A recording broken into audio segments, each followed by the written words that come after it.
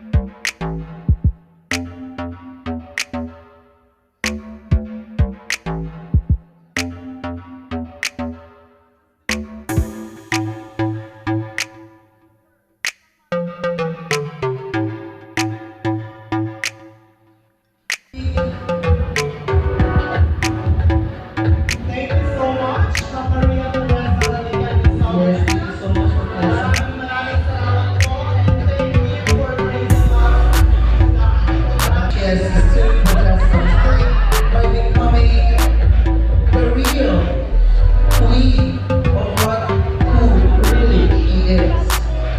She was never afraid to be told that this beautiful young lady has transcended what beauty, emotional, very inspirational, but most of all, that she influenced all of her performance, presented herself very well in a manner that this RGA Miss 2018 is the Shenley Rosales the third. Lloyd Sembran. Kasi dapat binibigyan kami ng ano, di ba? Hindi kami nangangapat. Anyway, the beautiful queen, the beautiful third princess, Althea Ramirez, is really the true definition of beyond the physical appearance, but within the heart.